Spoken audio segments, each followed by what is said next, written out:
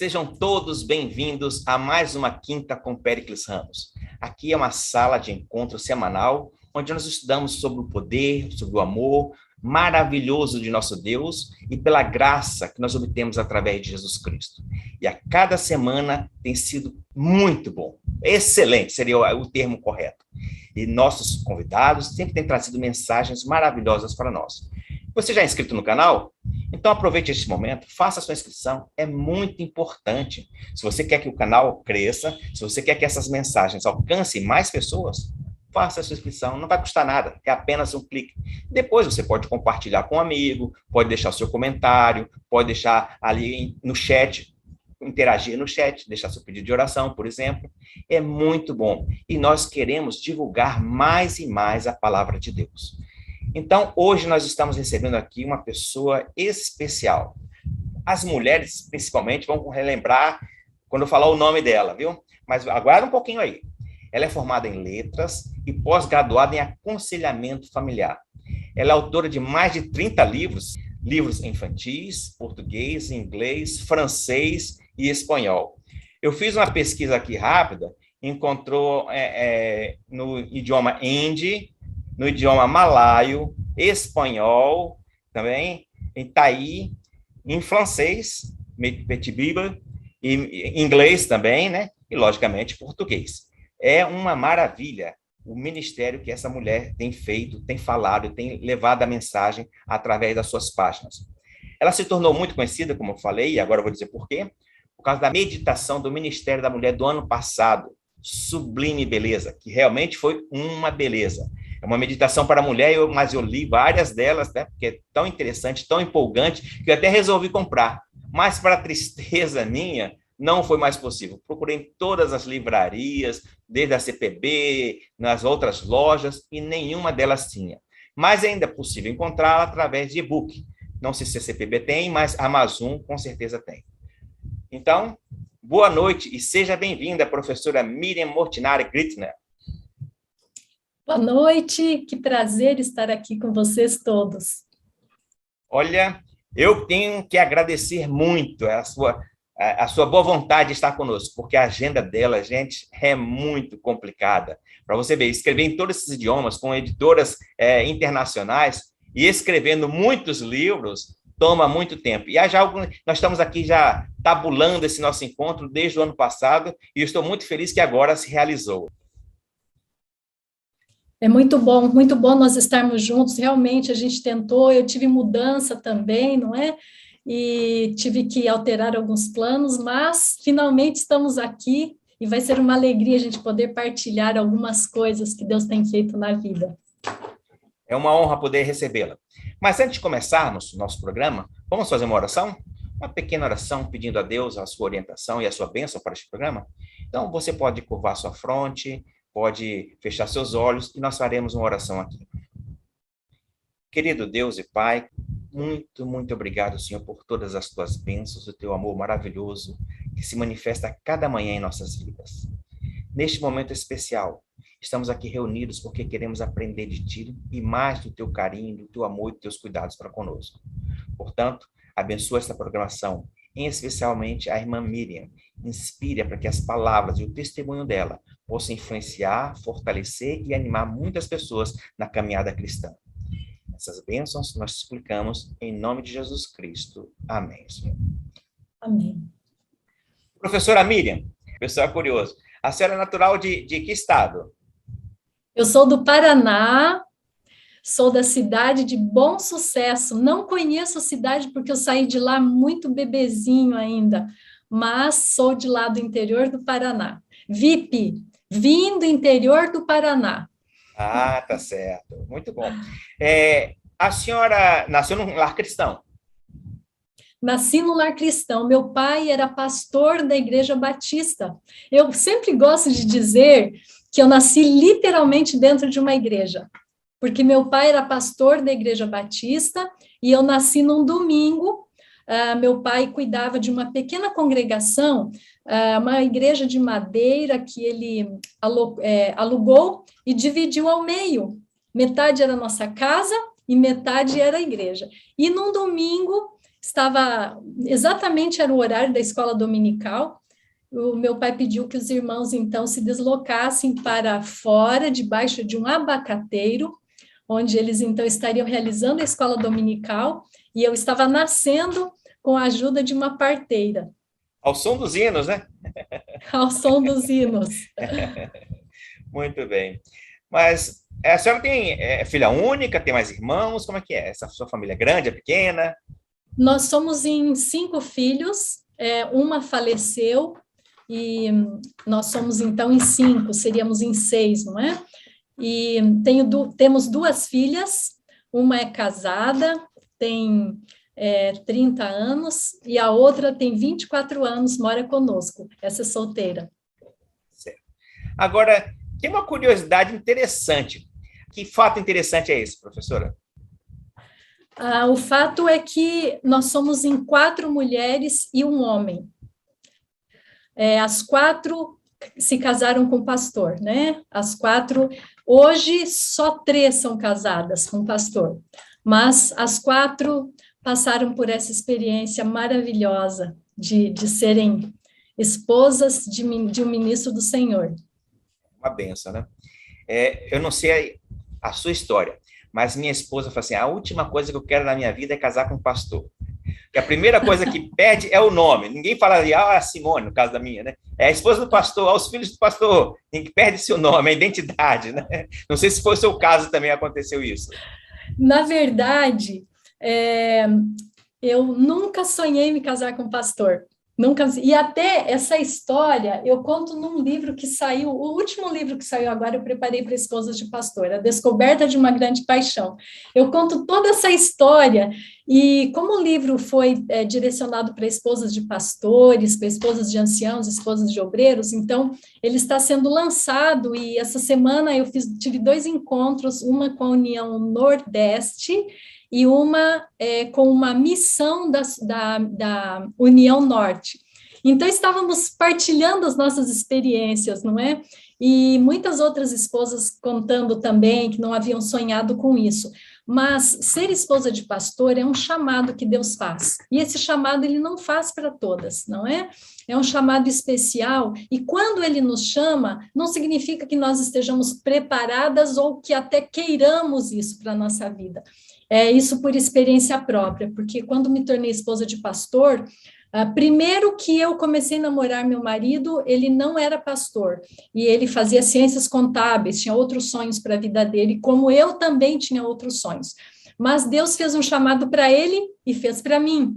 Então, quando nos tornamos obreiros, nós não estávamos preparados para isso, não é? Mas Deus foi dando preparo no decorrer desse processo, conforme nós íamos realizando o trabalho, íamos enfrentando situações, passando por experiências que muitas vezes nos assustavam, mas foi exatamente ao experimentarmos essas situações, críticas, expectativas, impossibilidades, foi que nós fomos aprendendo, passando por esse treino que Deus tem reservado quando Ele chama homens e mulheres para o servirem, né?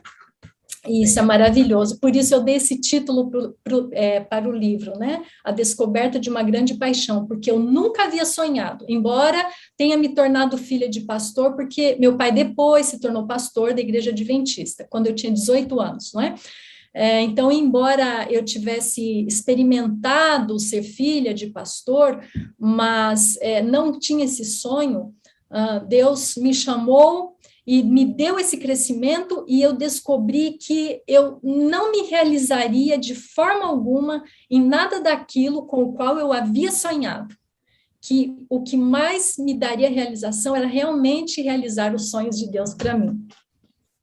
Eu sempre comento que o chamado, não é chamado só para o homem, não é só para o pastor, o chamado é da esposa, é a família junto, né? No caso aqui, minha nora era gerente aqui do banco no Rio de Janeiro, e meu filho resolveu fazer teologia, foi fazer teologia, ela largou tudo aqui, hoje é professor de matemática na escola adventista. Olha só, os planos de Deus, né? Exatamente, exatamente. Mas, professora, eu falei aqui de alguns livros, que eu vi que são livros infantis, né? Eu vi a meditação da mulher, E vi também um outro livro que é dedicado aqui às esposas de pastores e líderes da igreja, né? Então, fala um pouquinho dos seus livros. Qual é o seu público-alvo em si? Na verdade, quando eu partilhar um pouquinho de uma experiência que eu passei, eu talvez conte um pouquinho mais como isso aconteceu. Mas eu comecei escrevendo por hobby, como terapia. Não tinha o sonho de ser esposa de pastor, de ser escritora, assim como não tinha, né, o sonho de ser esposa de pastor. E comecei a escrever alguns livros infantis. Eu acho que eu não estou com todos aqui, mas tenho alguns. Esses livros eu escrevi no ano de 2000, foram 8 livros. Esses livros foram para o MEC. Eles foram lançados na Bienal aqui, foram 8 livros, são 2 coleções. Livros didáticos? São livros paradidáticos. Ah, sim, certo. E escrevi esses livros. Escrevi como hobby, como algo que pudesse me ajudar a restaurar a minha saúde mental, minha saúde emocional. E esse aqui também. E depois que eu escrevi, alguém começou a me sugerir, você precisa publicar, você precisa publicar. E eu disse a Deus, então, que se fosse plano dele, que se realmente fosse vontade dele, aqueles livros infantis, o primeiro deles que fosse publicado, eu ofereceria a Deus. E então a CPB publicou esse livro em 2007, o primeiro livro infantil, né? E publica até hoje esse livro. Então, esse livro aqui é do Papai do Céu. Eu não fico com os direitos dele, né? E depois, essa editora, em 2012, publicou esses outros, que eu mostrei, né? Esses outros 8. E a partir disso, as portas foram se abrindo. Como eu não me considerava escritora, eu dizia, eu tive o privilégio de alguém ter misericórdia de mim e ter publicado as histórias que eu escrevi. Eu não sou escritora, estou muito aquém de ser uma escritora, não posso me considerar uma escritora. Quem sabe o dia que eu tiver 10 livros publicados, eu vou me considerar uma escritora. E um pouco depois eu tive uma experiência, quem sabe uma outra hora eu conte para vocês, e eu recebi o convite de um empresário para escrever alguns livros para adultos. E eu escrevi o primeiro para ele. No ano seguinte, ele disse, Miriam, as pessoas estão gostando. Era um livro de um empresário não adventista, mas muito admirador da igreja, e ele trabalhava com joias, tinha empresas fora do Brasil e no Brasil, e dentre essas empresas ele trabalha com joias. E eu escrevi esse livro para ele, coloquei esse nome Joias para o Dia a Dia, porque era um livro de reflexões. E ele disse, Miriam, as pessoas gostaram muito, eu sei que esses livros foram parar até num centro prisional, numa cadeia, no interior do Mato Grosso do Sul, e eu comecei a receber várias cartas de presos, contando que tinham lido tal capítulo, que queriam tirar a vida, e aquele capítulo deu uma perspectiva diferente, não é? E esse empresário, Miriam, eles gostaram, meus fornecedores, meus clientes, eu gostaria que você escrevesse mais um livro, e ele me dava a liberdade de escrever sobre o que eu quisesse. Então, eu sempre procurava colocar, assim, alguns capítulos direcionados à comunhão com Deus, à oração, e assim fui escrevendo outros. Escrevi depois Escolhas e Decisões que Valem Ouro, depois escrevi O Prazer de Relacionar-se Bem com os Outros, e o último que eu escrevi para ele, o quarto, foi A Felicidade Bate à Porta. Então, eu escrevi esses 4 livros, e mesmo assim eu não me sentia... eu me sentia constrangida, as pessoas diziam, você é escritora? Não, eu não sou escritora, eu escrevo alguma coisa, mas eu sou professora e não sou escritora, mas as portas continuaram a se abrir, e eu recebi um contato da editora Sá Feliz, que é a nossa editora adventista na Espanha, dizendo que precisava de uma autora para escrever livros infantis. E eles me deram 3 projetos para que eu pudesse desenvolver um pouquinho, e se fossem aprovados, eu escreveria, então, um livro. E o primeiro projeto era de uma Bíblia infantil. No final, os 3 projetos foram aprovados, e eu escrevi essa Bíblia infantil de 0 a 4 anos, que eles começaram a traduzir para outras línguas, e no ano de 2020, 2019, a pandemia começou em 2020, não é? Eu estive numa viagem pela Europa, e quando cheguei à igreja, lá onde nós temos um internato adventista, não é Nova Aurora, Vila Aurora, Nós temos um colégio adventista em Vila Aurora. Então, eu fui visitar a igreja e quando cheguei, vi um armário e quando tem livro num lugar, é a primeira coisa que me chama a atenção. Se eu vejo livros, eu já vou direto. Se eu vou numa loja de conveniências, o primeiro lugar que eu entro é um livro. Se eu for comprar sapatos, aparecer uma livraria antes, eu sou capaz de comprar um monte de livros e não levar sapato para casa, mesmo que esteja precisando. E eu, então, comecei a olhar os livros e, de repente, vi esse livro lá em italiano. Eu não sabia que já estava traduzido para italiano. Essa é a francesa, né? A Betty Bale. Essa daqui, sim, essa é em francês. Essa aqui é em francês. Mas tem várias línguas aí. E daí surgiram outros projetos. Um outro que foi pedido para escrever era um livro, esse aqui está em francês, mas é um livro que fala sobre não boas maneiras, mas fala sobre bons hábitos, né? Bom para mim, good for me. Então, aqui, esse é em francês, fala sobre vários aspectos da saúde, dos relacionamentos, né, dos hábitos saudáveis, da leitura, dos games, das músicas, e assim por diante. Então, é um livro, assim, bem completo sobre felicidade, saúde e felicidade para crianças. Depois desse também, eu preparei esse aqui, que é também uma bíblia, na verdade, são 52 histórias, que saiu nas 3 línguas também, para 8 a 11 anos. Não é? Eu selecionei 52 histórias, resumindo a história da redenção para crianças. Depois, eu fiz também uma coautoria desse livro aqui, não sei se você conhece. Felizes no Amor. Peltz, né? Exatamente. Quando estudante, eu vendi muito esse livro para pagar os estudos, né? E nunca imaginava que um dia eu iria fazer esse tipo de trabalho, que foi uma reescrita do texto, tem 3 capítulos ali que eu escrevi no final, acrescentei, né, dei uma atualizada na linguagem, etc. E então foi assim um grande privilégio ter participado desse projeto, e depois eu escrevi também uma coleção para Sá Feliz. São 12 histórias cada um. Ele é todo ilustrado, ficou assim, as ilustrações ficaram fantásticas, ficaram muito bonitas as ilustrações. Então, são 12 histórias, né? E cada história, então, contando, mencionando um personagem e falando de um valor, não é? A responsabilidade, a verdade, a obediência, etc. Então, são 3 volumes. Esse aqui tem 3 volumes, também saiu em 3 línguas. E aí vem a meditação. Não fala meditação agora, não. Calma aí. Tá bom, a meditação da mulher? Não fala isso não, fala isso não. Olha, tá bom. Gente, isso é porque ela não é escritora, né? Percebam, ela não é escritora, é apenas um hobby. Depois disso, eu vou aposentar meus manuscritos, deixa para lá. Para por aí. Mas, professor, a senhora poderia dizer que a meditação da mulher foi seu maior desafio? Foi o maior desafio porque eu me preocupei. Existem vários parâmetros para você preparar uma meditação, né? Precisa ter bastante originalidade, variedade, porque você começa a ler um texto e começa a ser repetitivo, aquilo não atrai as pessoas e as pessoas não vão ler, o leitor não vai gostar. Então, o grande desafio para mim era justamente fazer algo que fosse atraente, variado, não é? Não repetitivo.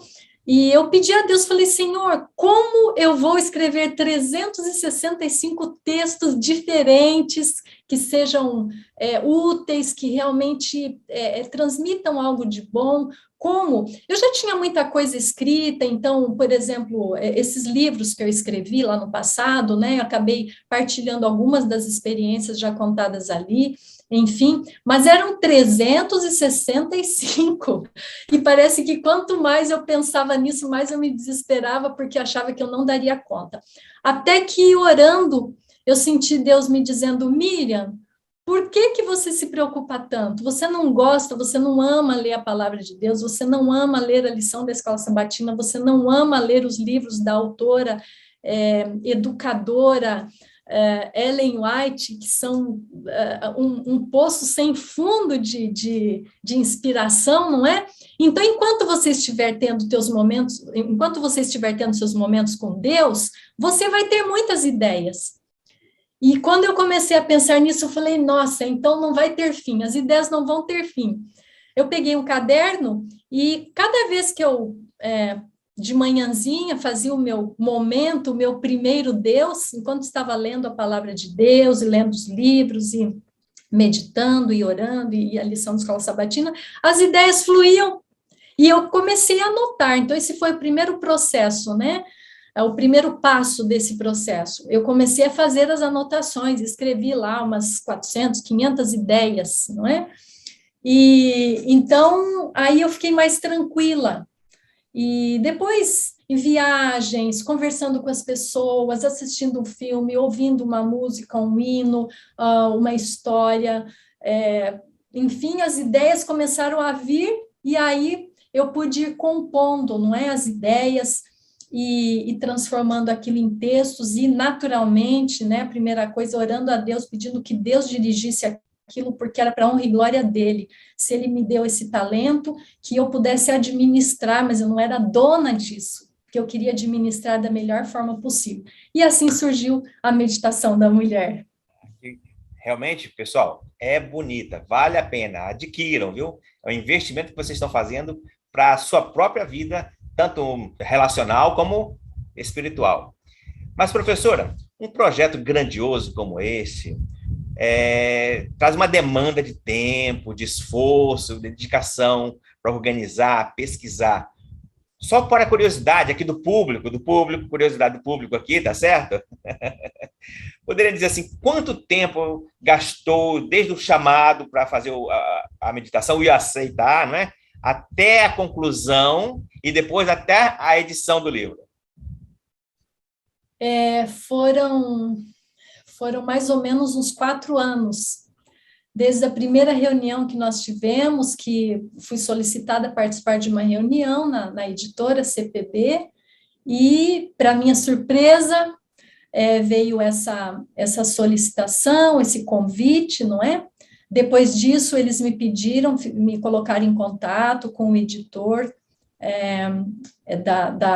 da CPB, e ele me solicitou que preparasse 30 textos para que eles fizessem uma avaliação teológica e, né, fizessem uma avaliação em vários aspectos dos textos, e se fossem aprovados, então, cada autor de meditação, antes de escrever efetivamente, ele passa por esse processo de avaliação, né, os textos, 30 textos são solicitados e avaliados. E após essa avaliação, que cá entre nós, só um pequeno segredo que eu vou contar para vocês. Quando ele me pediu que escrevesse esses 30 textos, eu orei e falei, Senhor, eu não gostaria de escrever um livro só cor-de-rosa. Eu gostaria de atingir os homens também, jovens, sejam quem forem, porque esses princípios partilhados são tão preciosos que eles não podem ficar só com as mulheres. E aí escrevi me dirigindo às mulheres, mas deixando assim um quesinho de curiosidade. E quando o editor recebeu, ele disse, puxa, Miriam, você escreveu esses textos, mas eu me senti também atingido pelas suas palavras, e eu, amém, glória a Deus. E depois, com a meditação pronta, eu recebi muitos retornos de homens que estavam lendo a meditação e dizendo, minha esposa lê, minha esposa manda porque eu estou gostando, e eu peço para ela ler, manda para mim também, porque tinha a versão gravada, não é? E então comecei a receber muitos retornos e fiquei muito feliz de que Deus tenha usado esse material, né, para homens, para mulheres e para homens também. Então meu lado feminino apoiou, viu? Aprovou. E o masculino também. Que bom. Tá certo. Agora, professora, quando nós olhamos assim para o seu relato, para a sua fisionomia, nós pensamos que tem uma mulher de sucesso, uma mulher plena, realizada, em que foi abençoada em tudo quanto fez, que o céu sempre esteve azul para ela, os ventos a favor sempre, né? Mas me parece que houve algum momento na sua vida que as coisas não aconteceram tão bonitas e tão belas como as que foram apresentadas agora, não é mesmo? Glória a Deus por mulher abençoada.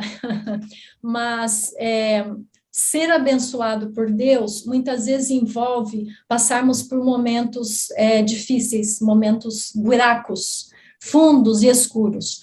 E no ano de 2000, eu tive essa experiência, e muitas vezes nós passamos por essas experiências, e por mais tristes, dolorosas que sejam, elas podem ser determinantes, elas podem ser pontos de partida para nós sermos exatamente aquilo que Deus deseja que nós sejamos. Era o ano de 2000, eu tinha 30 anos, morava aqui pertinho de onde eu moro hoje. Eu morava em Campinas, meu esposo cuidava do departamento de publicações na Associação Paulista Central, e eu havia decidido ficar em casa para dar mais atenção para as minhas filhas, para educar as minhas filhas para o Senhor. Então, eu havia me formado em letras, havia dado aula há algum tempo já, mas eu havia parado, interrompido temporariamente para poder dar mais atenção, fazer um culto de qualidade com elas. Mas nesse processo, eu não sei explicar como começou. Muitas coisas que acontecem na nossa vida, elas simplesmente acontecem quando nos damos conta, nós estamos ali naquela situação, e de repente eu me vi assim, sentindo infelicidade, comecei a ter insônia, e isso foi muito prejudicial para a minha saúde física e mental. O sono é algo muito importante, através do qual nós somos nós somos preparados para retomar um novo dia, não é? São eliminadas toxinas e nós precisamos dormir para sobreviver. E eu comecei a ter muitas dores pelo corpo, dores de cabeça, dores no estômago, dores musculares, dores nas costas. Para as mulheres que estão me ouvindo, era como se eu tivesse uma TPM o mês inteiro, então era um sofrimento, e isso começou a se agravar. As semanas foram passando e eu estava piorando. Meu marido viajava muito porque atendia as equipes de colportagem, não é? Para quem não sabe, colportagem é a venda de livros de casa em casa, não é? Livros sobre educação, sobre família, sobre saúde, etc., na Igreja Adventista. E então eu me sentia sozinha. Minhas filhas tinham 3 e 8 anos. E eu me tornei também uma mãe muito impaciente, intolerante. Uma mãe que não dorme, que não descansa, ela não tem muita paciência para cuidar dos filhinhos. E aquela intolerância me fazia ralhar muitas vezes com as minhas filhas, e eu, em seguida, já me sentia culpada. E eu começava a chorar, me sentindo a pior mãe, porque eu só brigava com as minhas filhas. Aí eu pedia perdão para elas, e elas, mamãe, mas você já pediu perdão. Mas a mamãe errou de novo, vocês são crianças, não posso ficar ralhando com vocês para vocês serem crianças. Isso que vocês acabaram de fazer é só uma arte infantil e não justifica a minha atitude. Mas eu comecei a perder o controle sobre as minhas atitudes. E eu orava, e eu pedia a Deus, me ajude a ficar bem, eu não estou me sentindo bem, eu estou me sentindo doente. E a sensação que eu tinha na minha cegueira, na minha falta de percepção, era de que Deus não estava se preocupando comigo. E essa sensação de que Deus não estava se preocupando comigo começou a ficar forte, mais forte. E o tempo foi passando e eu ficando cada vez pior. E eu fui emagrecendo, eu já tenho assim, uma tendência a ser magra.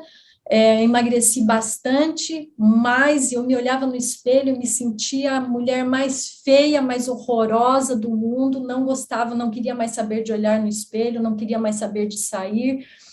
Quando o meu esposo voltava, ficava bastante tempo ausente, quando ele voltava, ele ficava preocupado, nossa, o que está acontecendo com você? Mas ele era um jovem também, não tinha experiência disso, não se falava muito em doenças mentais, emocionais, etc., não se falava tanto nisso quanto fala hoje, não é? E ele não sabia o que estava acontecendo, e, na verdade, nem eu sabia o que estava acontecendo comigo. E nessas idas e vindas de passar o dia em lágrimas e não querer sair mais, em começar não comer direito ou não comer eu fui ficando cada vez mais doente, e me esforçava o máximo para estar atendendo as crianças, mas isso era um fardo muito grande para mim, que eu não estava conseguindo dar conta mais. E um dia eu orei a Deus e falei: Deus, não consigo mais, eu não quero mais viver, dói muito viver, e eu me sinto uma péssima esposa, porque quando nós estamos passando por uma situação dessa, há um comprometimento grande em todos os aspectos, e no aspecto relacional, né, para o casal, isso é muito negativo, a libido, ela vai a zero, então, tudo para mim começou a ficar comprometido, não era tudo negro, e eu comecei a dizer: Deus não me responde, Deus não existe. Essa é a verdade. Tudo que eu aprendi quando eu era criança, de um pai pastor, de uma mãe fervorosa que se importava com a nossa salvação, tudo isso foi um condicionamento, eles foram condicionados e eles acabaram passando para a gente esse condicionamento, para nós filhos, e então, não, isso não é verdade. Essa coisa de Deus responde a oração, que eu sempre ouvi, não é verdade, porque Deus não está respondendo, eu estou morrendo e Deus não está respondendo as minhas orações. Então, um dia, eu comecei a ter pensamentos de como eu poderia apagar. Talvez sair para a rua, me jogar na frente de um carro, ou tomar um monte de medicamentos, ou me jogar da janela, morava num prédio. Então, assim, esses pensamentos começaram a me assustar, porque era muito chocante pensar naquilo. Mas aquilo começou a se tornar algo tranquilo para mim, e eu, então, decidi fazer a minha última oração. E eu falei: Deus, eu nem sei se você existe, de uma forma até desrespeitosa, porque eu aprendi que poderia pedir, que você me responder, e você não me responde, eu estou morrendo. Eu não quero mais viver, porque o meu marido merece uma esposa melhor, as minhas filhas merecem... Respira. Porque nesse momento, as nossas fragilidades emocionais, físicas, né, nos levam a questionar várias vezes a nossa própria vida, o nosso próprio comportamento, a nossa própria família. E isso acontece conosco. Eu não sei se aconteceu isso contigo. Por exemplo, a casa está pegando fogo. Eu preciso apagar o fogo, eu preciso jogar água, eu preciso ligar para o bombeiro. Mas eu não estou com vontade de fazer, eu não consigo fazer, eu não posso fazer. Mas eu tenho que fazer. Aí a própria necessidade joga mais uma outra obrigação em cima, mais um peso nos seus ombros, né? E depois você fala assim: não, deixa pegar fogo. É isso mesmo? Exatamente. Na verdade, nós precisamos admitir que nós somos vulneráveis.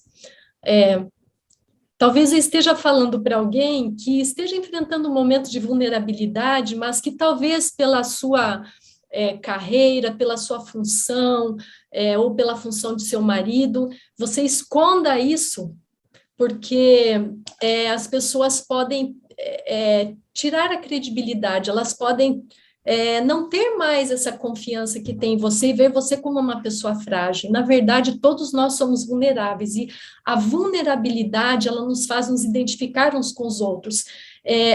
Ser vulnerável não é ser fraco. Admitir as nossas vulnerabilidades, pode? Desculpa até interromper, mas é uma perguntinha que fica comichando na mente, né? Vamos dizer assim. A senhora é esposa de pastor, e toda esposa de pastor tem uma vida ativa na igreja. Mas você estava passando por esses momentos de aflição, momento de depressão, poderia dizer, essa tristeza profunda, né? Como era a relação agora sua com a igreja, quando chegava na igreja? Porque todo mundo espera disso do pastor, espera isso da esposa do pastor, espera que ela faça isso, faça aquilo. Como é que ficou a sua situação? Como meu marido cuidava de um departamento na associação, então nós não tínhamos uma igreja pela qual nós éramos responsáveis, não é? Mas eu frequentava uma pequena comunidade de uma escola. Então, eram poucos membros, e eu procurei não me envolver muito ali. De forma muito discreta, eu dava uma desculpa e tal, e quando era possível, eu me esquivava, não é? De estar presente, não participava dos encontros. Então, como a igreja tinha a esposa do pastor que cuidava, então, nesse momento, talvez até foi positivo para mim o fato de eu não estar tão em evidência naquela igreja naquele momento, porque eu não sei como eu teria reagido naquele momento. Eu tinha 30 anos, não tinha muita experiência, não é?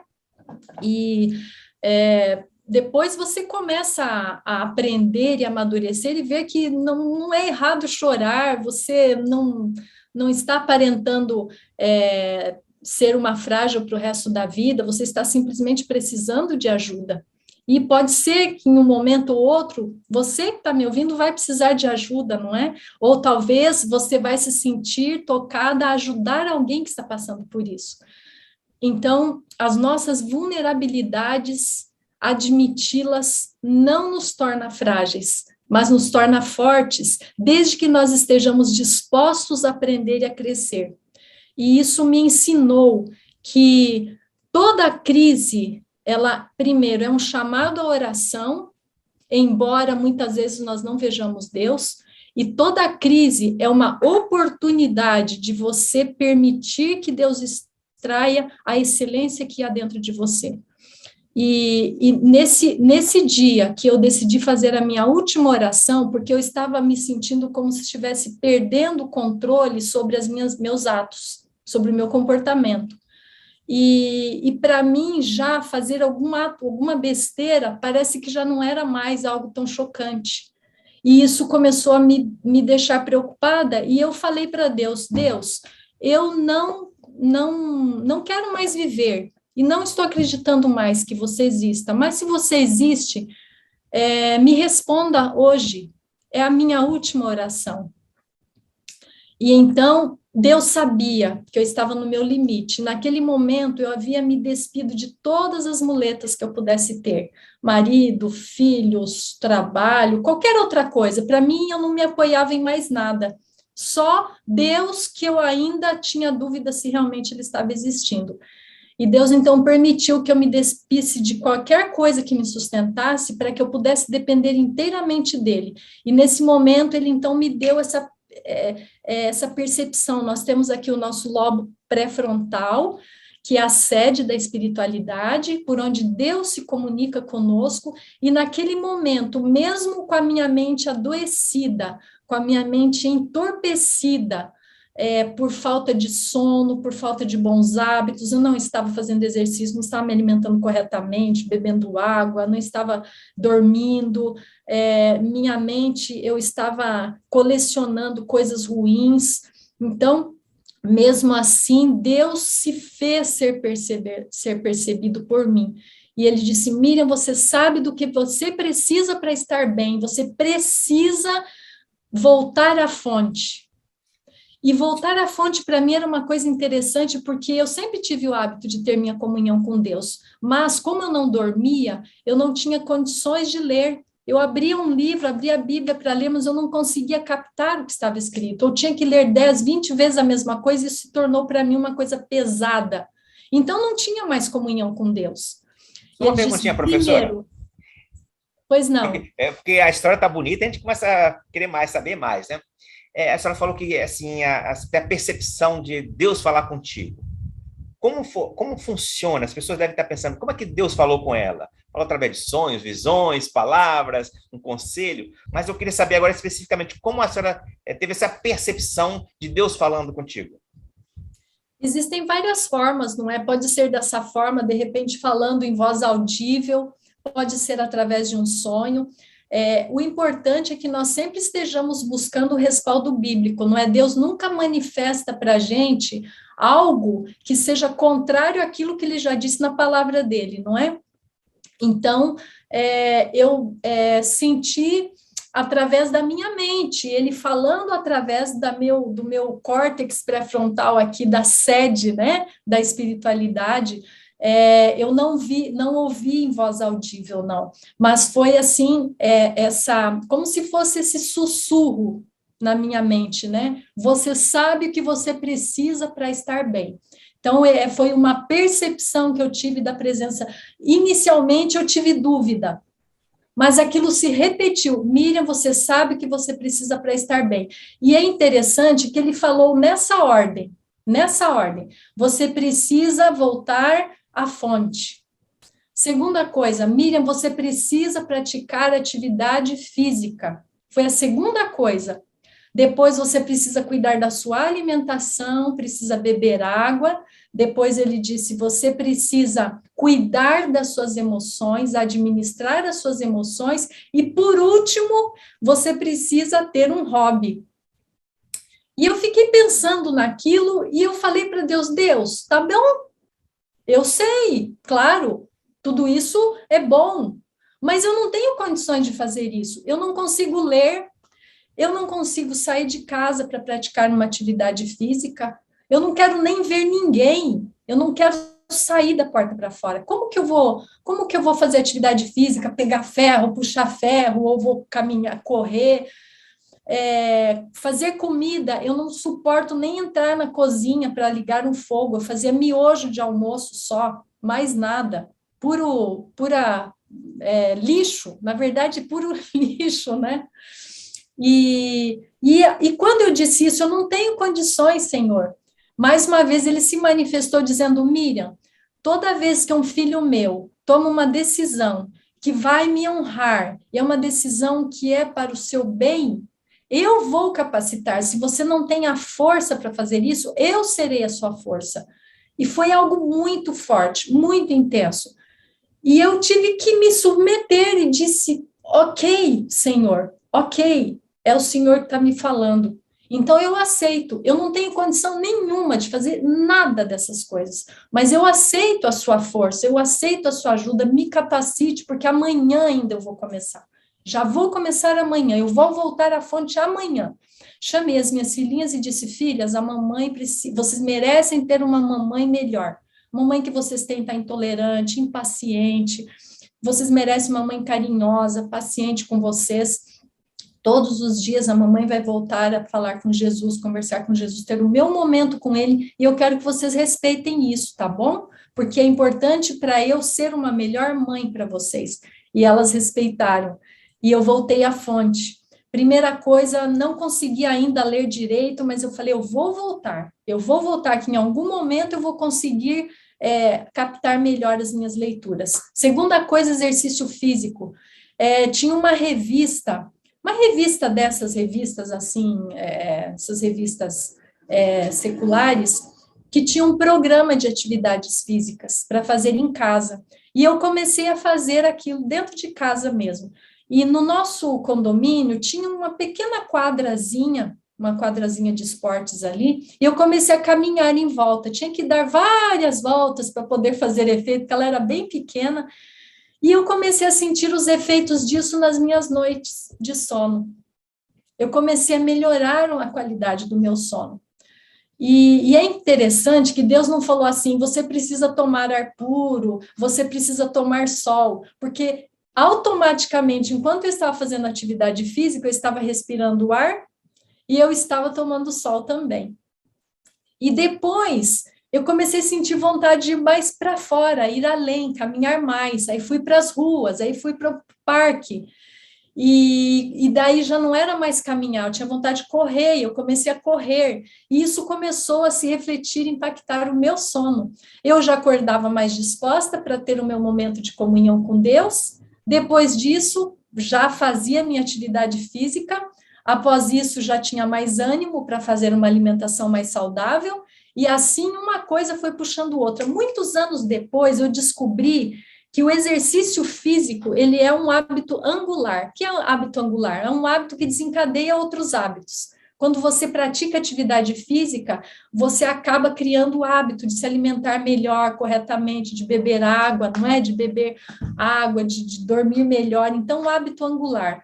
E eu falei, mas que coisa impressionante, como que Deus justamente me falou nessa ordem? Primeiro, e eu não sabia de nada disso, né, que o exercício físico era um hábito angular, mas primeiro ir a Deus, depois exercício físico, e assim uma coisa foi levando a outra. E em relação ao crescimento emocional, eu comecei a ler muitos livros, sempre gostei de ler muito, sempre gostei muito, muito de ler. E comecei a ler vários livros e descobrir que eu tinha muitas coisas não resolvidas dentro de mim. Eu precisava aprender a perdoar, a pedir perdão. Eu tinha dificuldade para admitir quando eu errava. Eu tinha um coração duro. Não digo que eu seja uma pessoa já perfeita, estou em processo desde então, um processo intenso de crescimento emocional, de tirar esses grilos, de aprender a perdoar as pessoas que me ofendem, que me tratam mal, que são injustas, etc., de ser humilde, de pedir perdão, admitir que eu erro, de tolerar, de aceitar as pessoas, de ser uma pessoa flexível, que as pessoas muito rígidas, elas adoecem com mais facilidade. E isso foi me gerando uma infinidade de crescimento que vai terminar só quando Jesus voltar. É o meu processo de santificação, não é? Esse processo continua. E depois, o hobby. Deus havia me impressionado de que eu precisava ter um hobby. O que eu gosto de fazer foi quando eu comecei, então, a esboçar algumas coisas, escrever as minhas primeiras historinhas.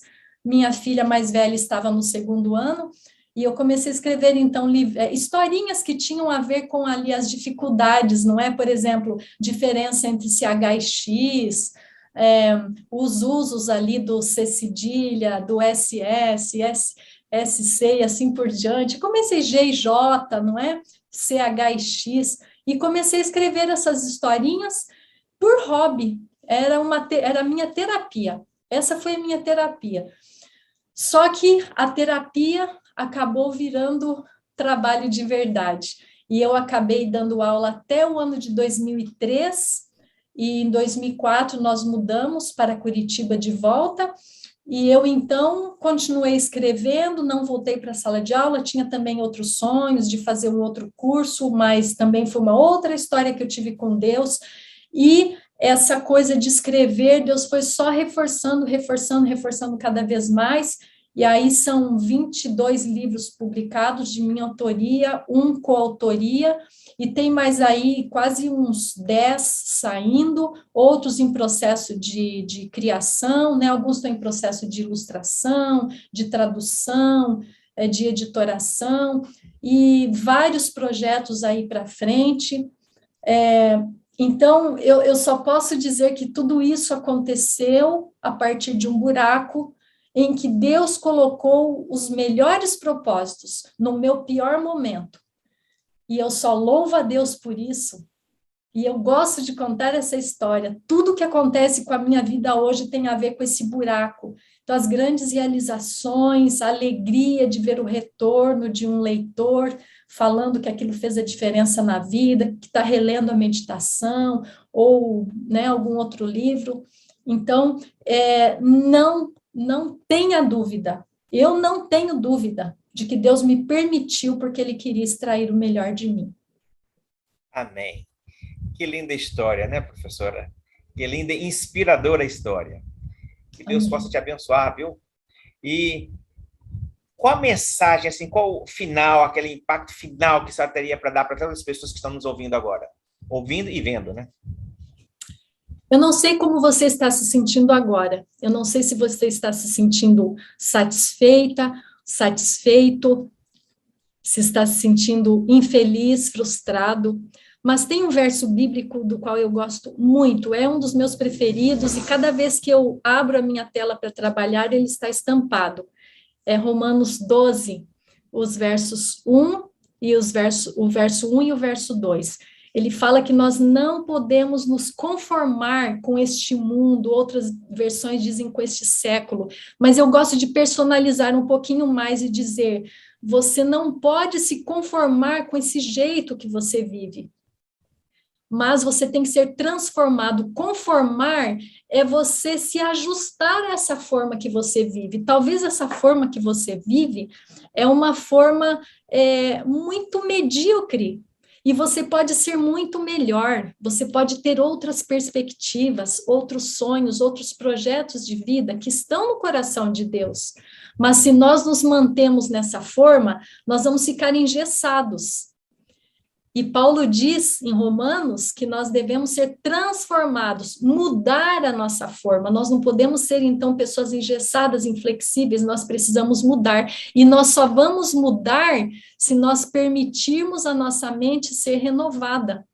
E se nós permitirmos a nossa mente ser renovada, nós vamos mudar e vamos experimentar a boa, agradável e perfeita vontade de Deus. E qual é essa boa, agradável e perfeita vontade de Deus? É que nós produzamos as virtudes do fruto do Espírito, não é? A alegria verdadeira é uma virtude do Espírito. Você sente alegria? A paz verdadeira é uma virtude do Espírito. A bondade, a benignidade, a mansidão, o domínio próprio, não é? A autonomia, a independência moral, tudo isso faz parte das virtudes do Espírito. Então, que você possa permitir que Deus molde a sua vida, transforme a sua forma de pensar, para que você possa experimentar essa boa e perfeita e agradável vontade de Deus. Hoje, eu me sinto realizada por fazer a vontade de Deus, por aprender a viver na dependência de Deus. Isso não significa que nós não vamos enfrentar dificuldades, não vamos enfrentar lutas, não vamos enfrentar, muitas vezes, injustiças. Elas fazem parte dessa vida, mas não importa, nós não temos que questionar as razões pelas quais estamos enfrentando dificuldades, mas nós conhecemos a solução e nós podemos permitir que Deus nos molde, que Deus nos renove e nos transforme. E então vamos experimentar essa boa, agradável e perfeita vontade de Deus. E é o que eu desejo para você, que Deus possa abençoar muito você e que qualquer dificuldade que você enfrentar, você veja isso se transformar em infinitas bênçãos. Vamos orar então. Querido Deus, muito obrigada por esse momento tão gostoso e agradável em que nós podemos partilhar as bênçãos que o Senhor faz em nossa vida. Obrigada, Senhor, por aqueles momentos que eu enfrentei, aquele buraco de dor, de tristeza e até de perda do sentido da vida, porque o Senhor queria me dar o verdadeiro sentido, queria me ensinar a enxergar melhor, a ter uma percepção mais clara de quem o Senhor é, do seu caráter e dos seus propósitos para mim. Senhor, se alguém aqui que esteja me ouvindo está passando por algum momento, algum buraco triste, escuro e fundo desse, que o Senhor também possa dar a essa pessoa a visão da sua presença e dos seus grandes propósitos. Em nome de Jesus, eu peço isso e agradeço. Amém. Amém, Senhor. Amém. Perceberam que todo este sucesso ocorreu depois do encontro pessoal que ela teve com Deus? Foi em seu pior momento, seu momento mais escuro da vida, que Deus mudou a sua história? Olha, professora, por mim podia continuar mais tempo, hein? Já podemos marcar aí a próxima, o seu retorno aqui? Quem sabe vamos marcar. Olha, muito obrigado, mas muito obrigado mesmo por ter tirado seu tempo. Eu sei que, conforme eu falei no início, é escasso, e tem família para cuidar, tem os seus ministérios para cuidar, e reservado esse momento tão especial para trazer uma mensagem tão maravilhosa para nós. Que Deus te abençoe, Deus te abençoe o seu ministério, a sua família, tá certo? E que venham mais livros para que nós possamos beber dessa fonte maravilhosa que é inspirada por Deus e que é Deus falando através das suas palavras aí. Queridos, amém. Muito obrigado pela sua presença, muito obrigado por estar conosco aqui nesses momentos. E lembre-se, do verso 1 do capítulo de Hebreus 1 também, que diz o seguinte: havendo Deus antigamente falado muitas vezes e de muitas maneiras aos pais, pelos profetas, a nós nos falou nestes últimos dias pelo Filho. E o Filho também utiliza de instrumentos, como a professora Miriam, para trazer mensagens assim para nossos corações.